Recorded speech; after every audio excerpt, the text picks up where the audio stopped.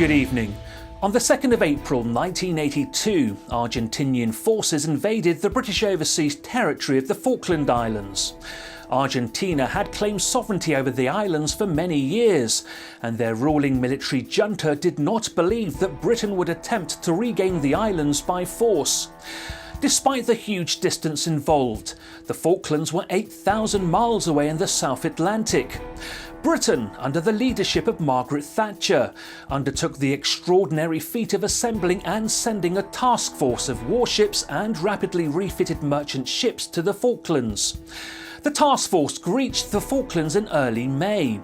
On the 2nd of May, the Royal Navy submarine HMS Conqueror sank the Argentinian cruiser General Belgrano, with the loss of over 300 of her crew.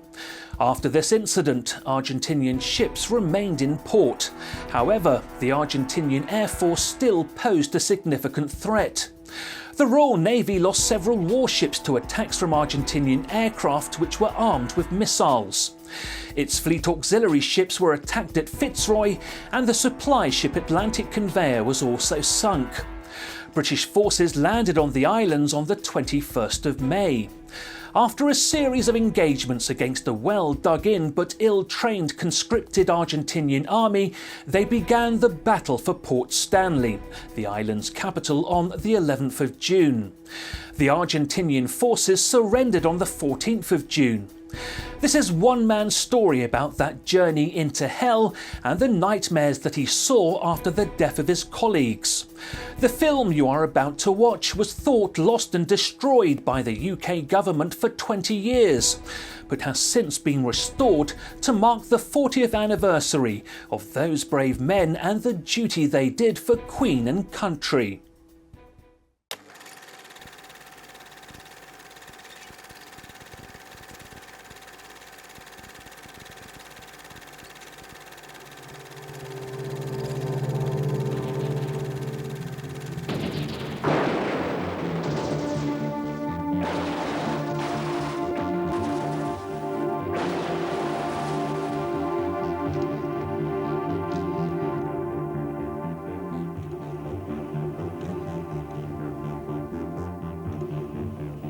If we don't act now, it will be too late.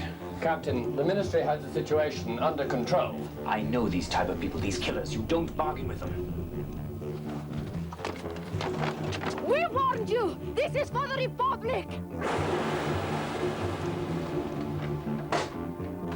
Now the time for talking is over. Brown. Sir? We have little time for this operation, so speed is of the essence. I want Hardcastle, Atwell and Moore for this operation.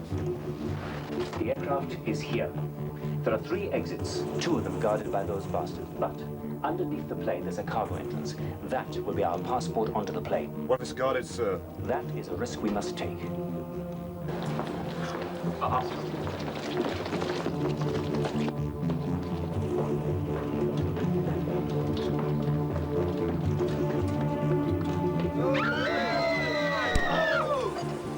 I want this operation over quickly. Think termination. Any more trouble and we start throwing dead bodies out of the door!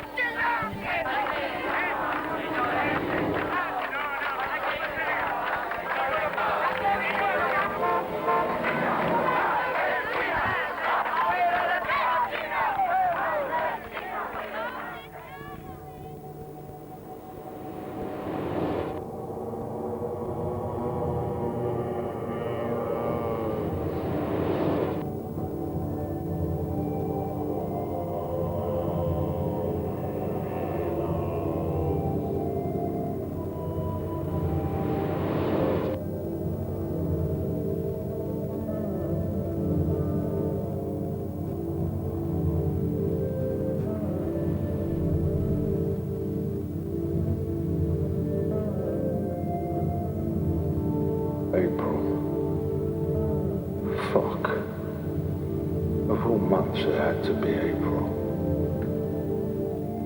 I waited 3 months for my arrest sanction. Then they sent me to the South Atlantic instead. To a place the Argentines call Malvinas.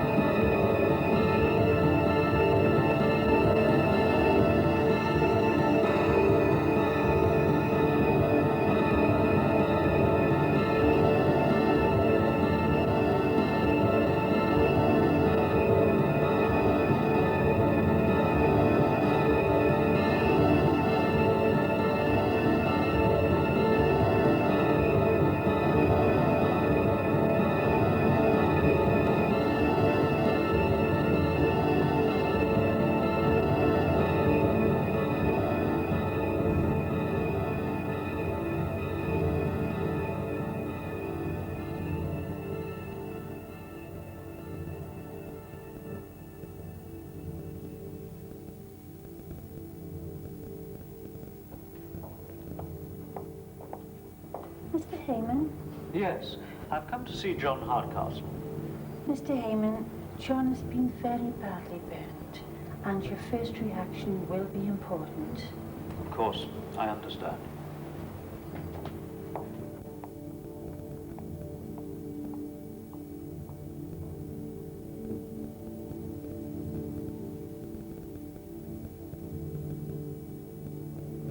John, I'm going to tape all our conversations, if that's all right with you. No, I don't mind. I understand that after the recapture of South Georgia, there was a special strike plan. Things turned sour after we took Georgia. Till then, talks were still going on, but on May the 2nd, HMS Conqueror sank the Belgrano, and after that, there was no hope of any settlement.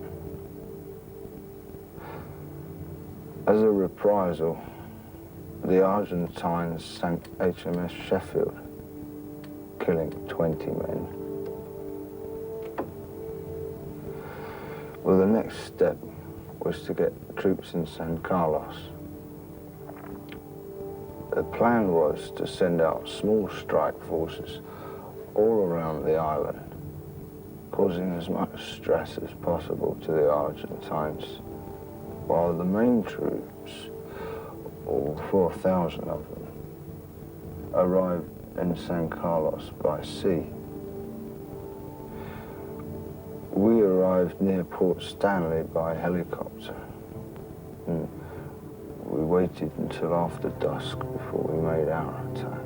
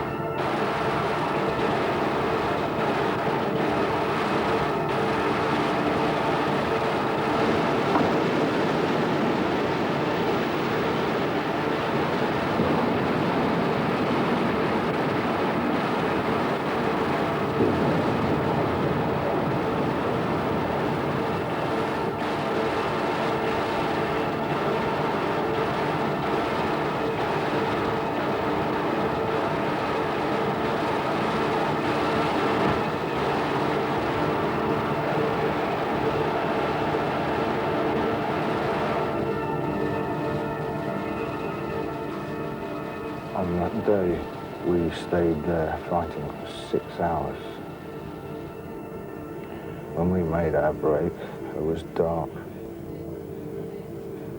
Dave carried Ian over the ridge to the meeting place, and I held the post.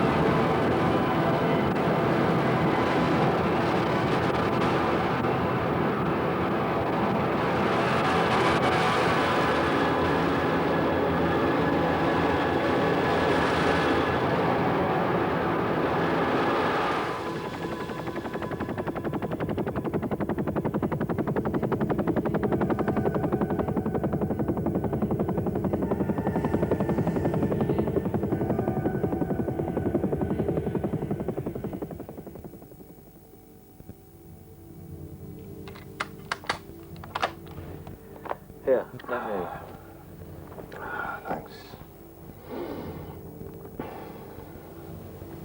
Are we ready to start again? Yes, I only changed the tape over.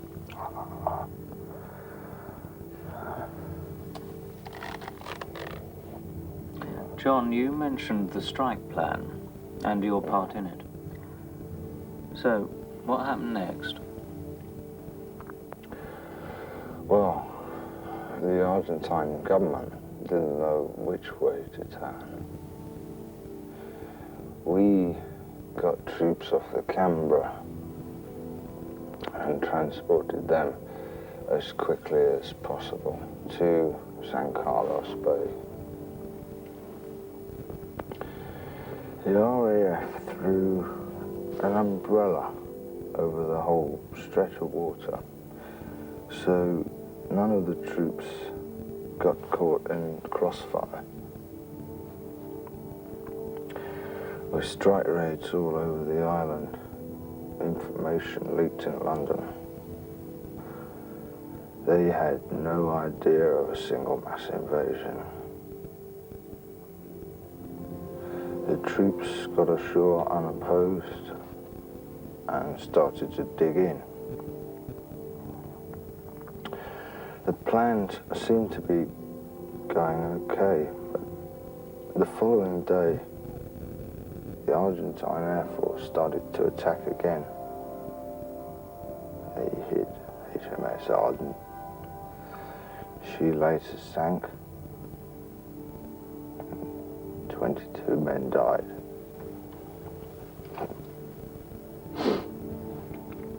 Are you feeling all right? Just a little bit thirsty.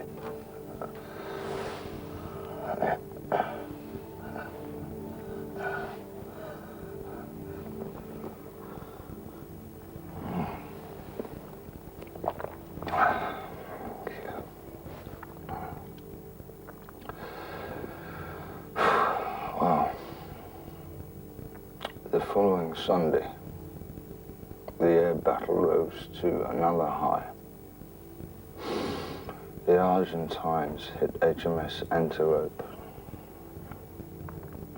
When a survey was made, they found 2 unexploded bombs on board. Explosives expert was sent in to try and defuse one. It went off.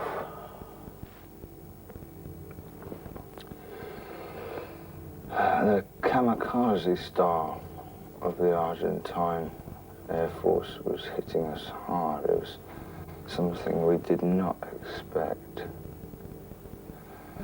But our biggest blow at that point of the war came shortly afterwards when Atlantic Conveyor was hit in the cargo bay by an Exocet missile.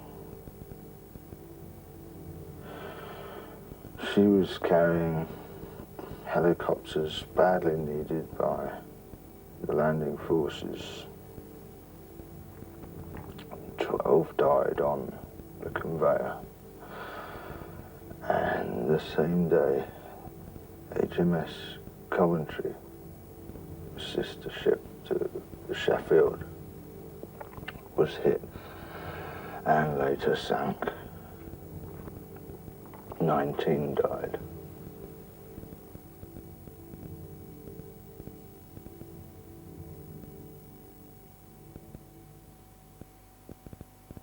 Today was my first meeting with John Hardcastle, the soldier I mentioned to you. Death doesn't matter to them. Yes, they look after their own. But other men are like cattle to be slaughtered by these people. Shouldn't let the situation get to you. It's a story you're doing. Like 1,000 others. That's what I thought in the beginning. But now, when I think of all the research I put in at the start of this war, do you know the minister didn't even know what was going on?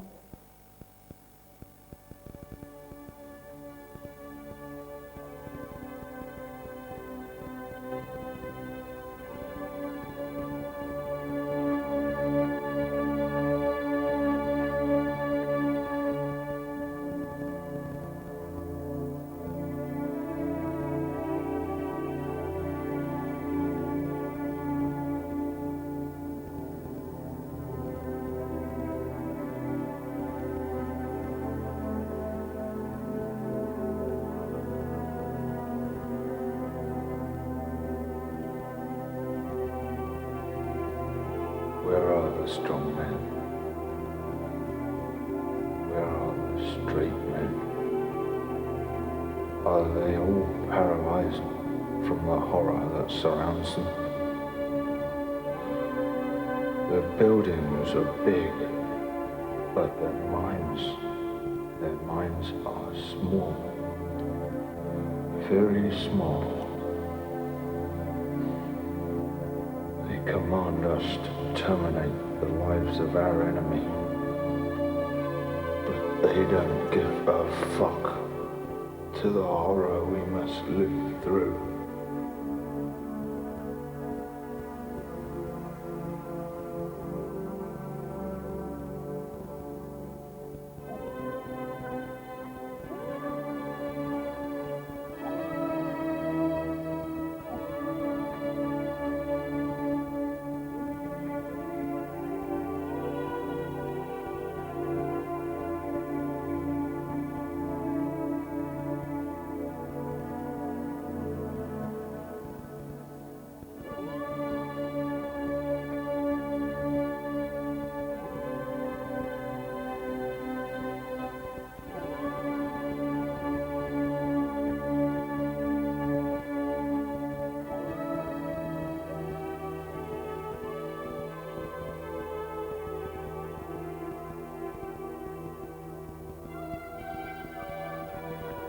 You see, with all the money being spent on this campaign, no one's thought about where it is going to come from. Yes, it might be expensive, but with the backing and support of the people, that's something that cannot be bought. Yes, you're probably right, Charles, but you see...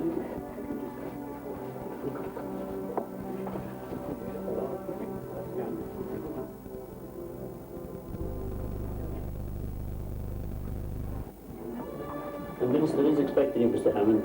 He's just down in the rest chambers, a little further on.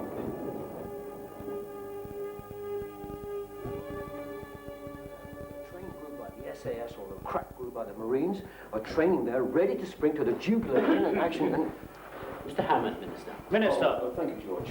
Mr. Hammond, or is it Mr. Hammond? Mr. Hammond. One M. That's Mr. Hammond. Thank you, George, thank you. Excuse me, please, gentlemen. Come this way and sit down. Very nice to meet you, Mr. Hammond. Read your articles many times, and it's very nice to put a face to the pen, or to show the typewriter, so to speak. Now, excuse me, would you like a drink? Yes, please. 2 drinks, please, Howard. The usual, sir. Yes, please. And you, sir? Scotch and water. No, I. Thank you, sir. Yes, my secretary tells me you're very anxious to speak with him, so fire away. Yes, well, the reason I asked to see you, Minister, was about the trouble on the Falkland Islands. My editor has assigned me to the story, and our paper wants to get as much information on the war as possible.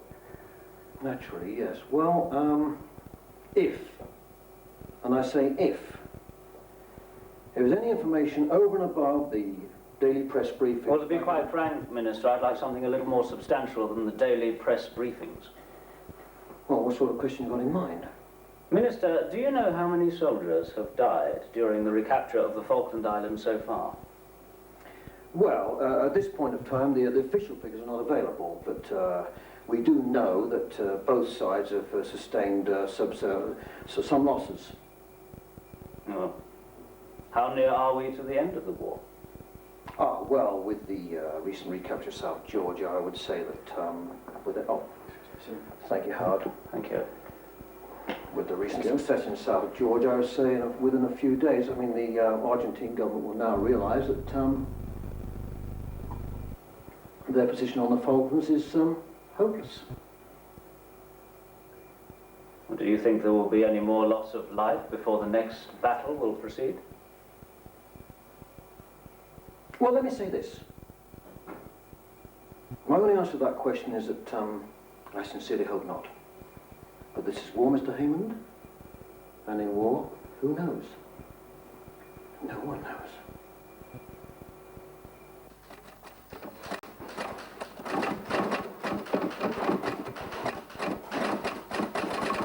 Tim, news has just come in on the wire. 2 more British ships have been attacked. Which ones? The Atlantic conveyor and the Coventry. Any casualties? 12 dead from the conveyor, 19 dead from the Coventry.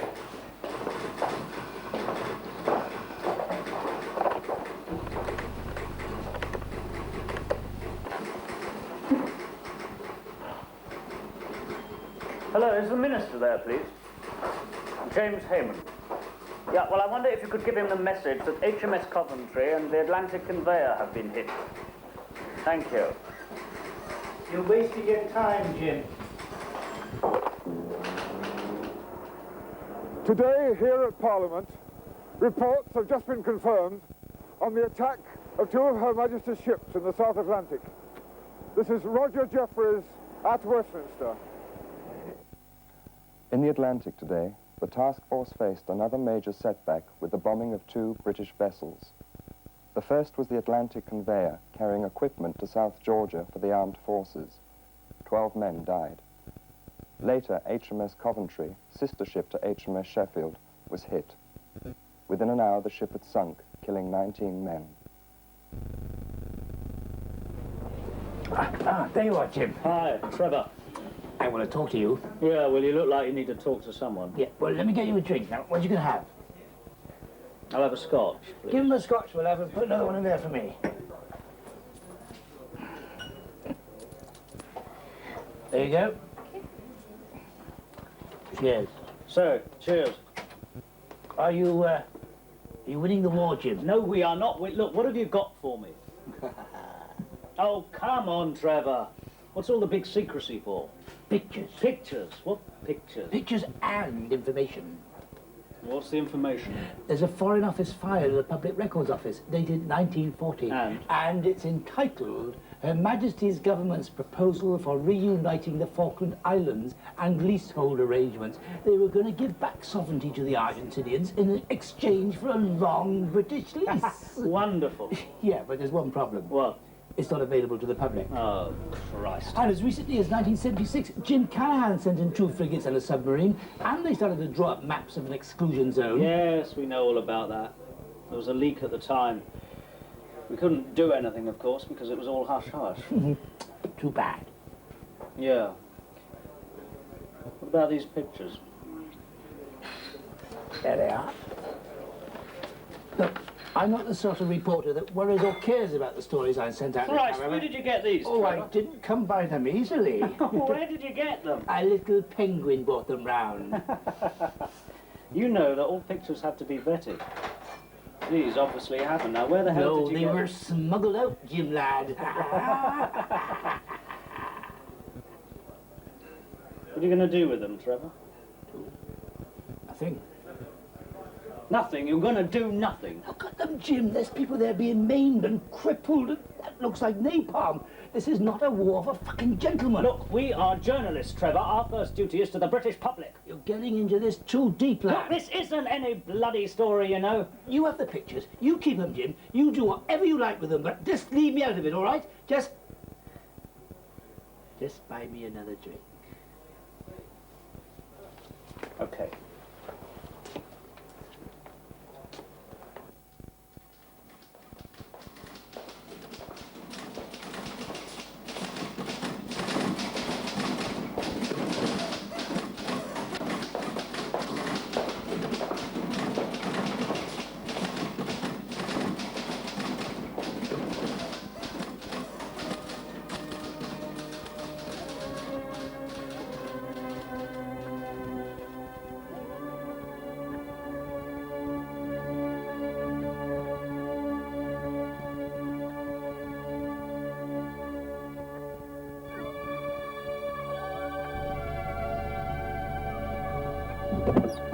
Come inside, Mr. Hammond.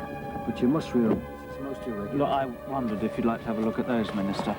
Inside there is evidence of death, destruction, in short, the outcome of a war which everybody seems to be supporting. I wondered if you could perhaps tell me something about that. Where did you get these? I can't reveal my sources to you, Minister, you know that. This is scandalous.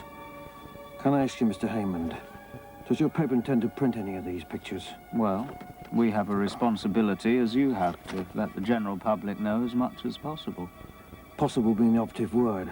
But this, for example, could cause great harm to the country. Look at that. Yes, well, look, we can't be judge and jury, Minister. The public have a right to know. Judge and jury, that's rich. I'll tell you one thing. I hope you're ready to stand by the consequence of your actions. Yes, well, I am. Because you will be judged by this country, and the people will be the jury. British soldiers are dying out there. Yes, I know this. Ask you something else. If you're going to empty a pond, do you consult the frogs first? No pun intended. I'm sorry, I don't see the point of any sort of political allegory here, Minister. You stand on the pavement while the cars go by? What do you expect me to do, walk in the road? Into the fast lane. Or is that him? These photographs are statements of the evil that is being done on both sides. Now, it's rumoured that napalm is being used in the fighting area. We're talking about young men, kids, who are being killed. Now, why? For what? Well, I'm glad you said on both sides. Because we didn't start this war. Well, that's a historically ambiguous statement, Minister. We did not start this war. Does that in any way justify it? This may not be a great country anymore, but it's the only one we've got. And we'll protect this land and its people the only way we know how. Well, can I quote you on that statement, Minister? No, you cannot. This is off the record.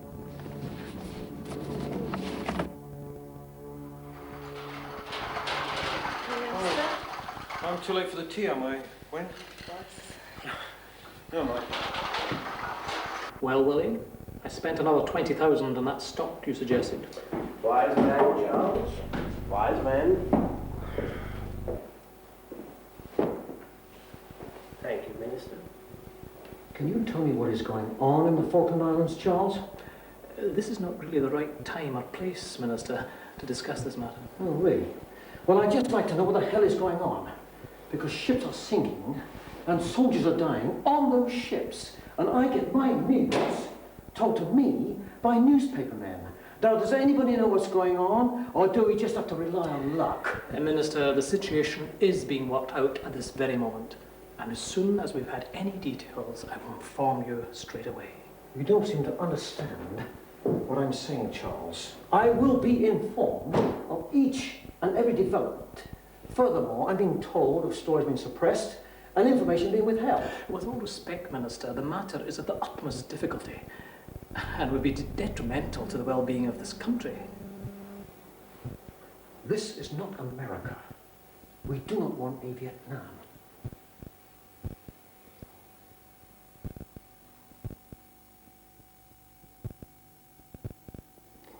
Minister, in a recent statement you said that the Falklands War would be near to an end.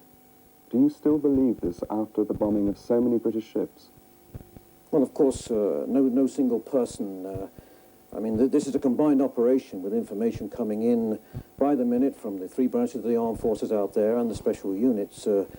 But I do believe that we can see a light at the end of the tunnel. Is it true that valuable information is being withheld from the public? Categorically, no. Valuable information to the British public is not being withheld. Information vital to the enemy is being withheld. But this is a free country. There are no walls or barriers. I would say that the daily press briefings are bang up to date and informative. Thank you for this interview, Minister. My pleasure.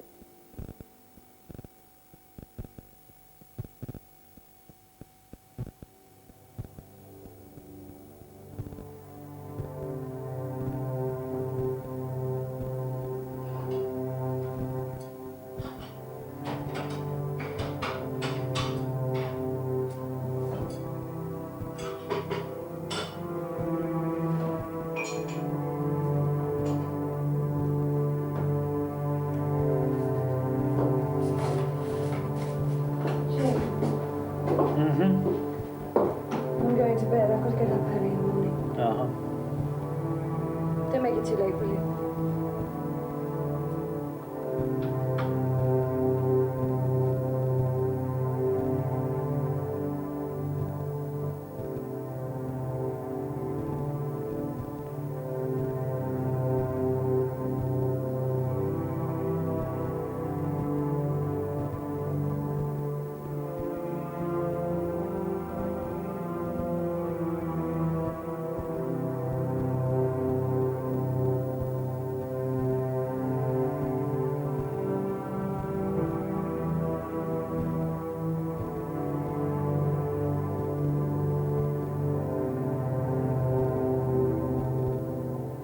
I laid in a small hole covering 8 feet by 5 feet wide, 18 inches deep, covered in chicken wire, stretched taut and pegged down.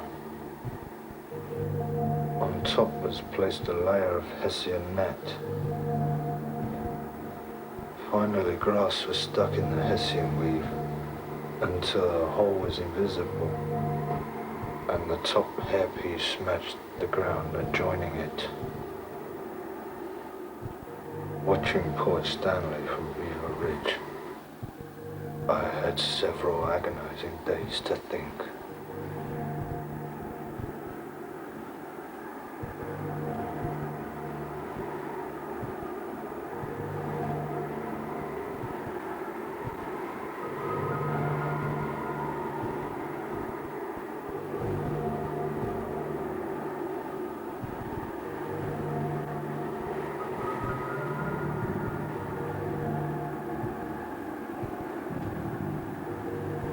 My one train of thought always came back to one person. And that last night we spent together, I had only 6 hours to be with her.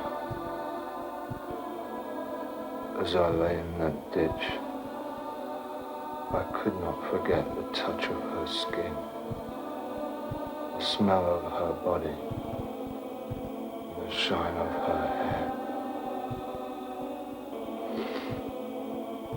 We didn't speak. We didn't have to. Our bodies made all the sentences we needed. I will never forget that day.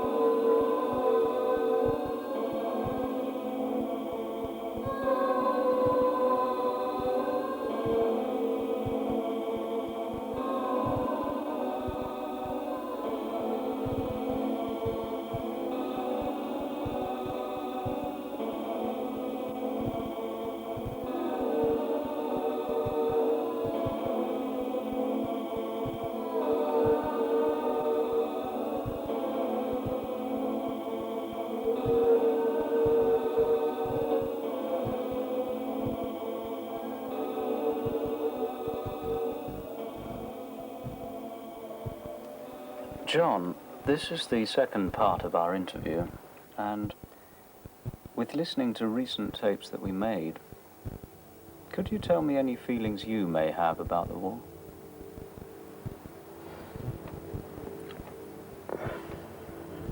As a soldier, any feelings are of no importance. All reactions count.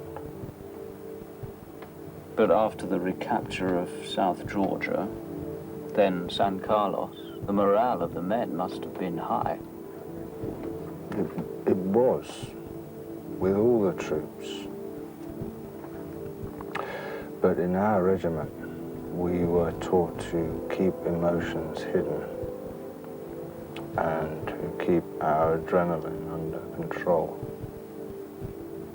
Did you think about any of the Argentinians that you were killing? if you thought of any feelings at all, you were no good for the SAS. The job is like a surgeon to find the dead tissue and cut it out. Is it true that the SAS are given special treatment? When there is major trouble, surveillance or doing the dirty work, then we are called. We might not shave or salute our fellow officers, but when the government calls, then we are there, be it an embassy or a war. John, after San Carlos, what happened? Here, let me.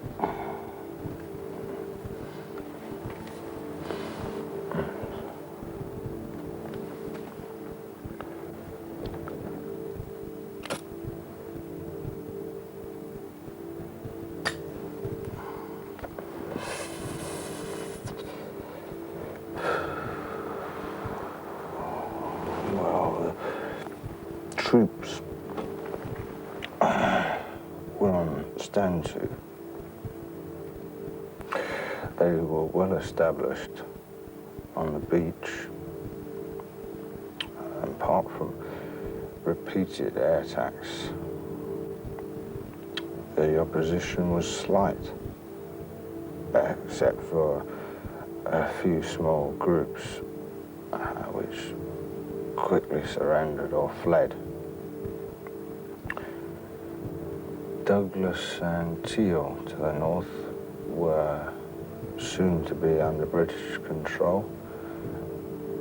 Goose Green and Darwin in the south could also be secured. Then the way lay open to Port Stanley. Argentina's General Menze ordered reinforcements for the garrison at Goose Green, bringing their strength up to 1,400 men. Our next move was to try and recapture Burnside House at Camilla Creek. That was before we made our move to Goose Green.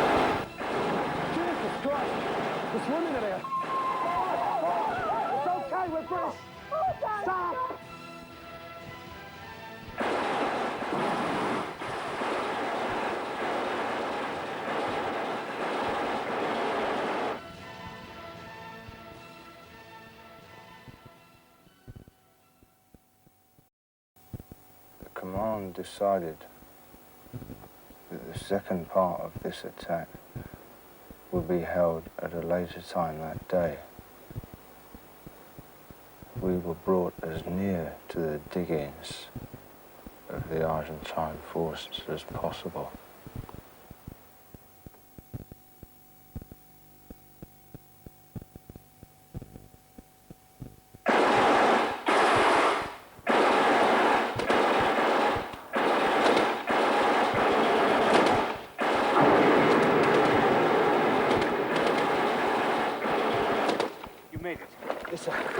The enemy is just over that bridge. In 10 minutes' time, we're going to blast with everything we've got, cause absolute havoc. I want you and Moore to go around the far side so as to get to the bar.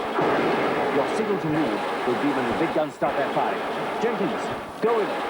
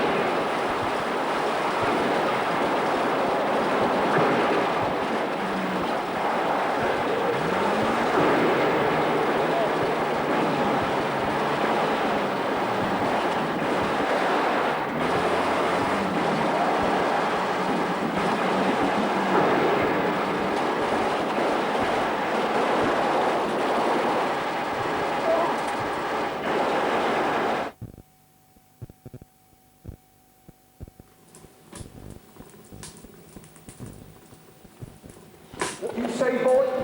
You call me BC? Move your arse! Move it! You look at me like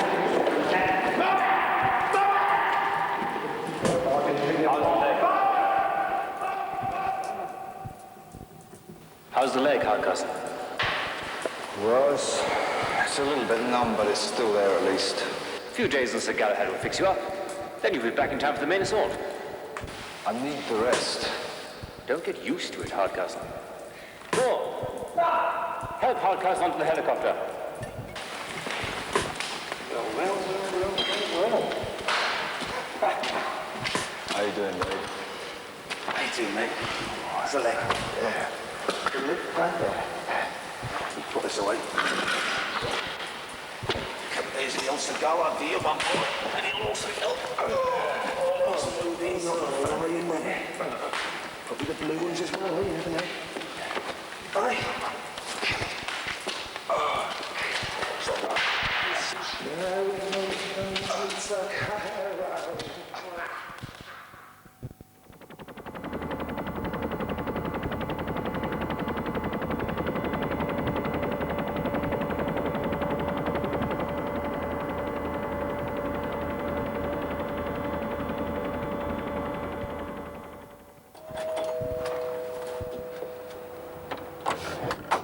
Miss Ward? Yes? My name's James Haymond. I'm a reporter from the Times newspaper. I wondered if I could ask you a few questions. What's the word about? John Hardcastle. Thanks.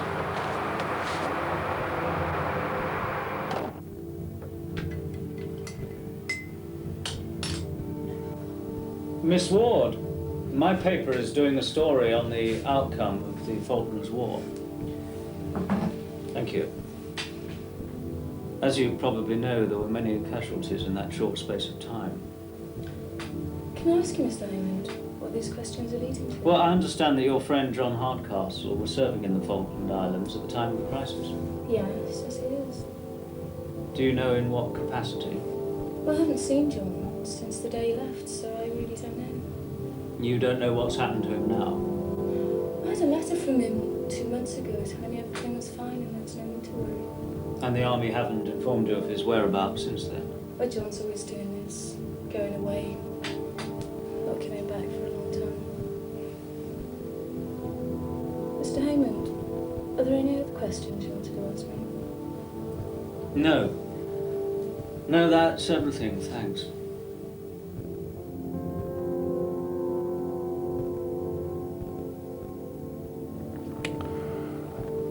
On May the 28th at 2:30 a.m., the Argentine army were waiting in Dealings with bombs going off all around them. The fighting lasted all day till the last settlement left was the schoolhouse immediately to the north. While accepting the surrender of the Argentines, 3 paras were shot dead in an adjoining trench.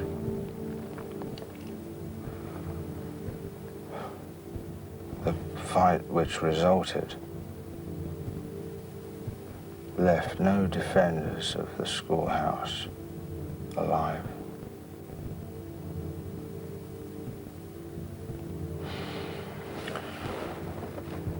An Argentine prisoner was sent into the heavily defended but now surrendered garrison at Goose Green with a formal note from Major Chris Keeble. It invited the enemy commander to surrender by 8:30 a.m. or take the inevitable consequences.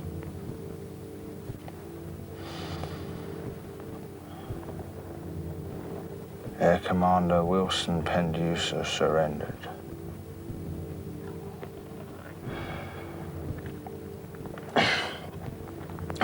News of the recapture of Goose Green circulated among the troops, filling us with hope that the end of the war was in sight.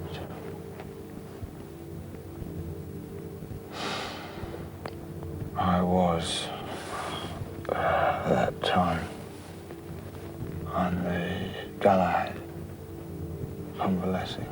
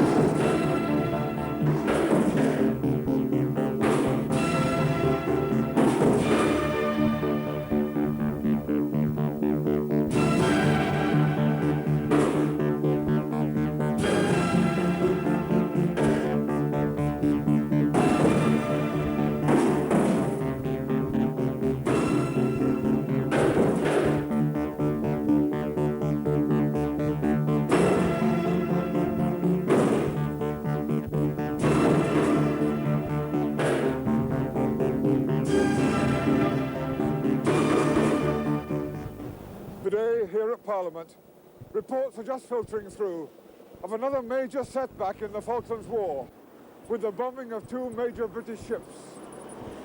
Casualties are believed to be heavy. Roger Jeffreys at Westminster. Today, the Argentine Air Force dealt a deadly blow at 2 British vessels, the HMS Sir Tristram and HMS Sir Galahad. The 2 support ships had arrived and were unloading anti-aircraft defences when the mountain mist which had obscured the Argentine observation post cleared.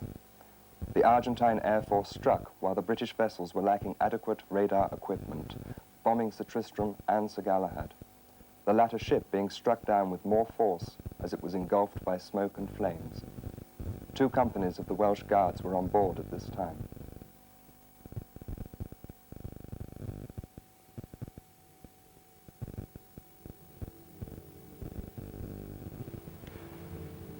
Days turned into weeks. Weeks turned into months. As I lay there, burning inside and outside, staring at the ceiling.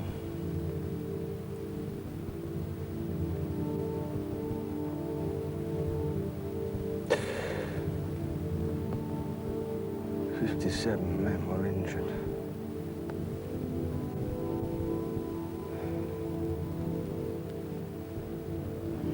The nightmare I had for weeks.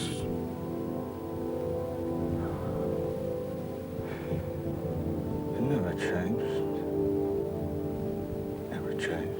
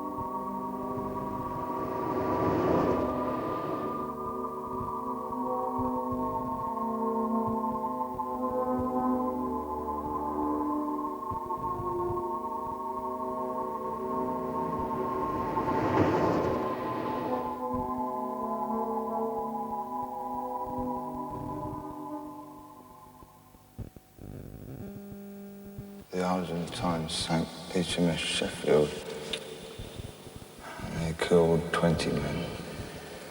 They hit HMS Ardent. She later sank and 22 men died. The Argentines. 3 Paras were shot dead in an adjoining trench.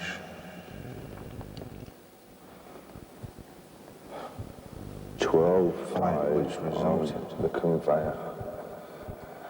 And the same day, HMS Coventry, sister ship to the Sheffield, was hit and later sank. 19 died. All the other units in this force are immensely capable and quite capable of defending whatever group of ships it is required to defend.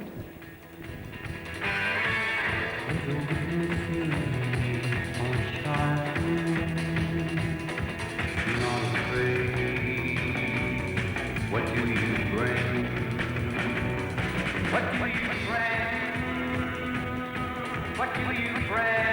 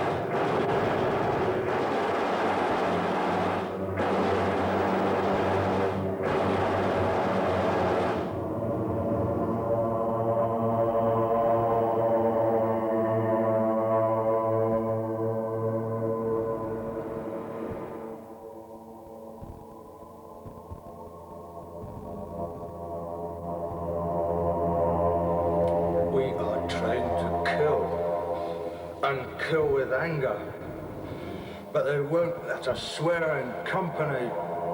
Fuck them!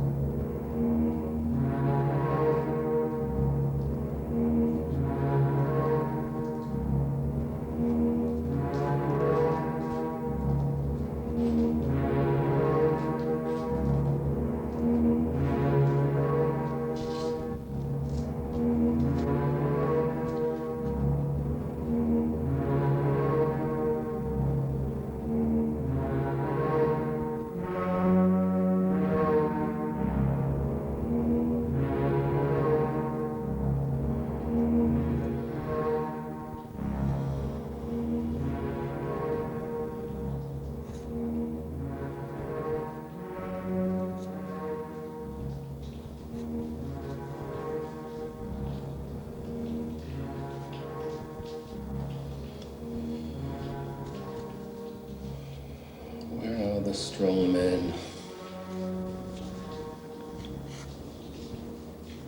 Where are the straight men?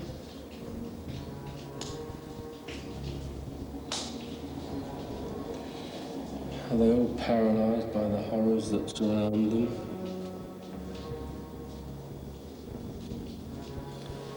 The words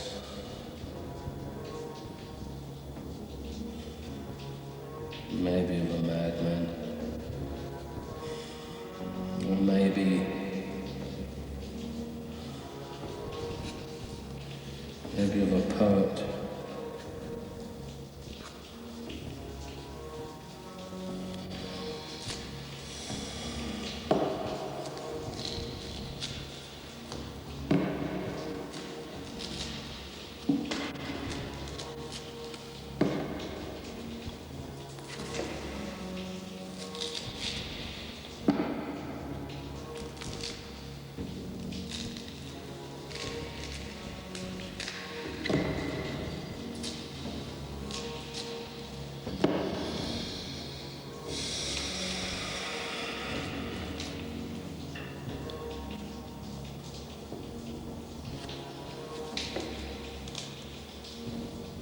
If this is the world,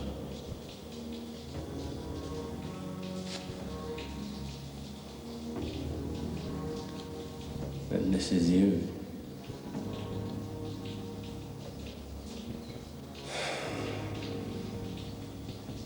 The straight, hard edge of humanity.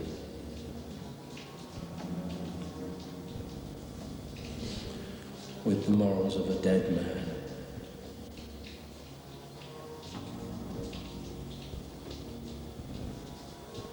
Is this the feelings of a madman or of a prophet?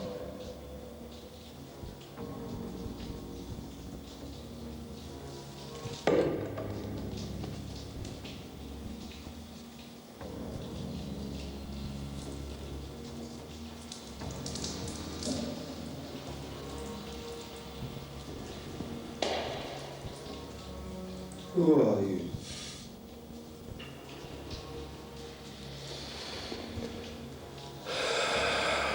Not a man, nor a prophet. The viewer of horror.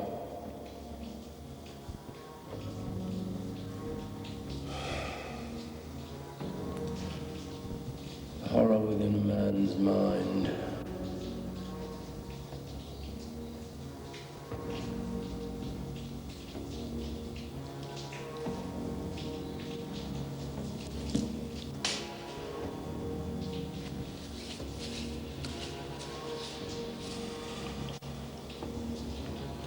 When you go into action, you're the judge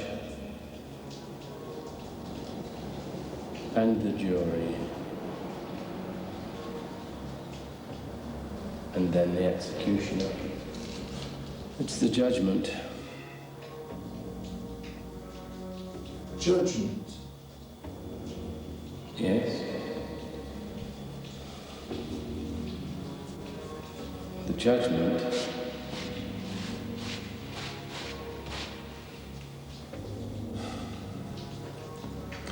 Killer, a warrior, an assassin, a soldier. I am a soldier. A soldier.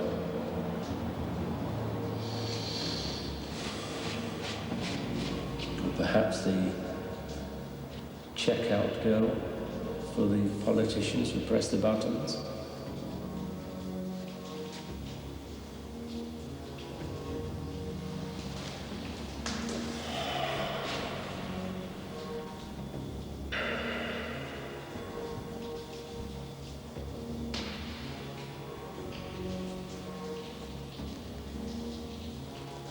Strength comes from within. The power is external.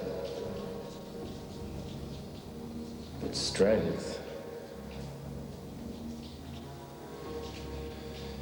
Strength is the heart and soul of a man. We're not animals.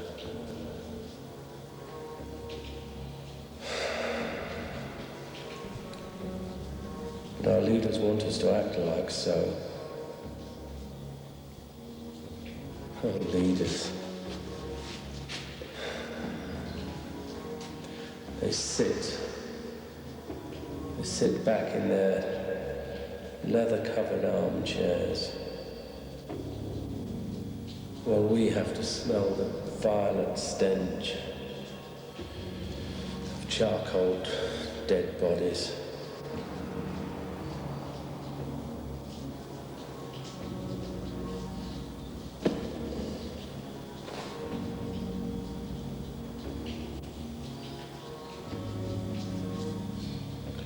Pain is not external.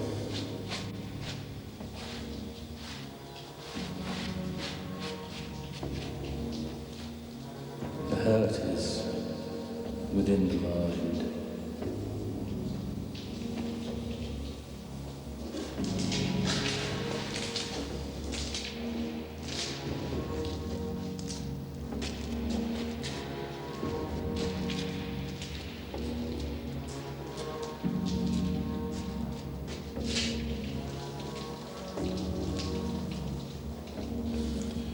What's the difference between them and us?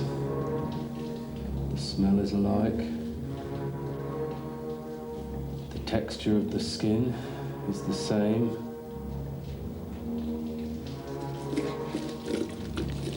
The blood is the same. The mind is different.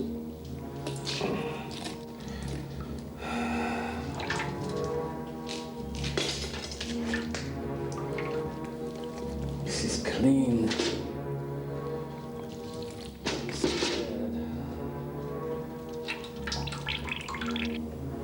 Dead to the outside world.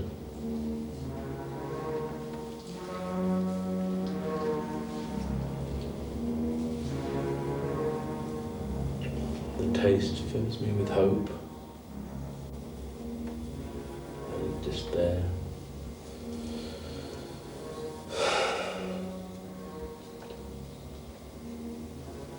The sanity of a madman might need to be questioned.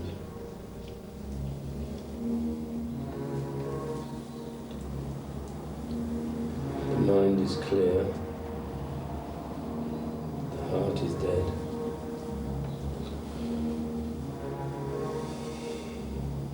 What remains is but a shell.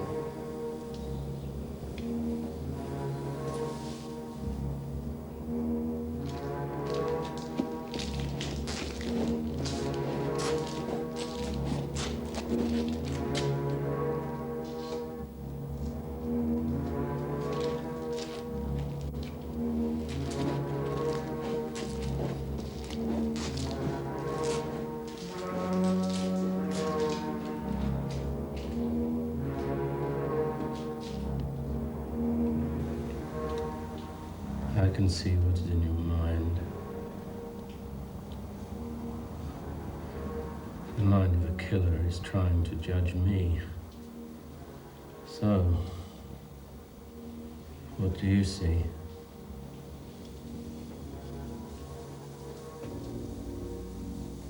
Nothing. You lie. Like all killers. Search deep within your soul to find the answer.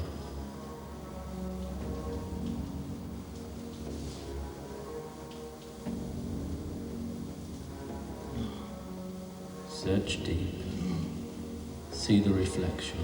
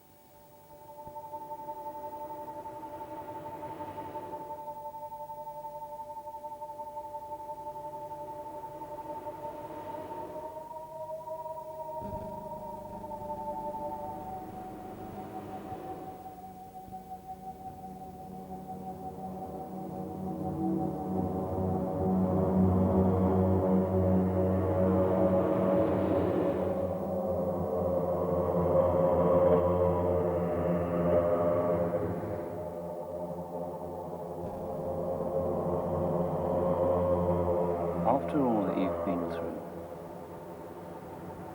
Would you say that it was worth it?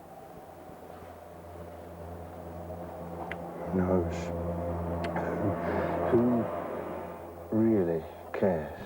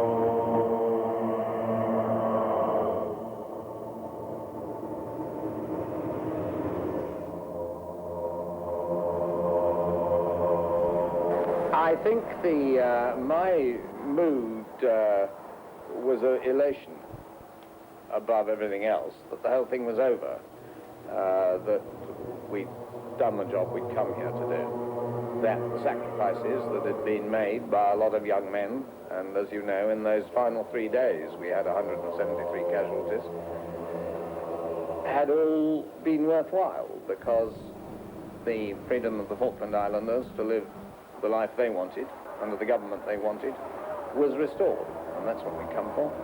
So it was a great sense of elation in that sense.